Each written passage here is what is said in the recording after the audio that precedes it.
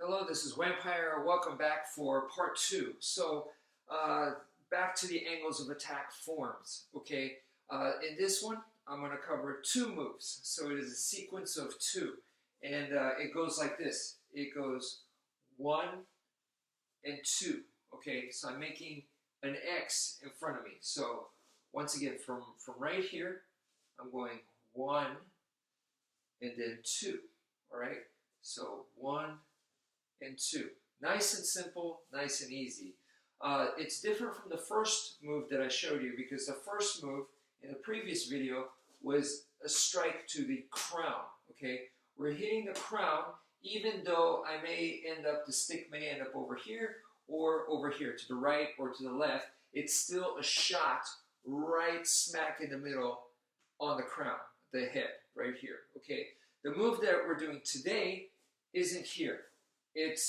We're coming from the side, so it's to either the right side or the left side. So I come in from the right, I'm making this diagonal motion, come in from the left, making this diagonal motion. So I'm slashing down, creating that X. Okay, so with this, I have a student coming in right now for private lessons, and he is constantly amazed. He keeps telling me that how awkward it feels to have to deal with this diagonal motion right there, because we're used to, if a strike's coming straight down, you can kind of move out of the way like that, and if a strike is coming boom from the side like this, you have something like that, so we're used to that. What do you do with a diagonal strike right when it's like in between here and in between here, vertical and horizontal? So it's right here, it's this diagonal line, so it's like your brain can be a little bit confused. It's like, pick one, what do I do?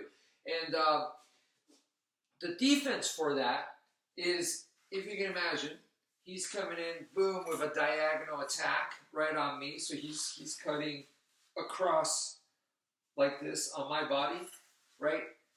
I do the exact same thing. So as he comes in, then I'm doing the same thing, boom. So I just did a diagonal slash back, but on his arm. So if I have to hit his weapon, I will. I'll hit the weapon, knock it out of the way. That's the defense. This is unique compared to the other strikes because if he's come in straight down like this, right on my crown, then I could do like a roof block to evade, okay? If he's coming in with a strike from the side, like a baseball swing or something, I could do a force-to-force block like that.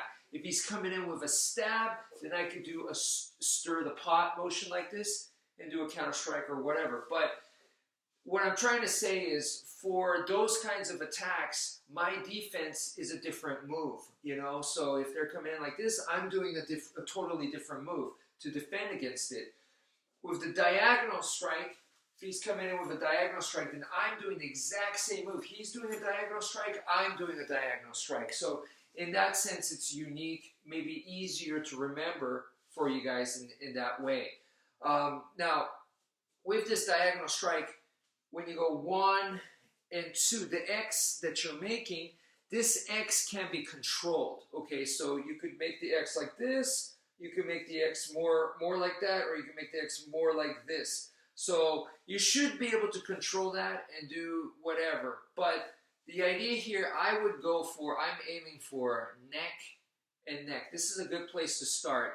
And like some of the other Filipino martial arts guys, they like to make the X very, very tall like this. Not so much like this. I recommend start off with just a normal X like this, your standard X, standard angles, like a 45-degree angle, something like this. But some dudes like to make it very, very vertical like this, which is a very practical X because, think about it, on the human body, if you do that, then you're able to catch more, from the neck all the way down, all the way to the leg. And so if you make your X a lot more vertical, a lot more narrow that way, then you could do stuff like that. But when starting off, don't worry too much about that, and I recommend just do like a typical, like a regular shaped X. So anyway, that's it for now. Thank you for watching, and take care, folks.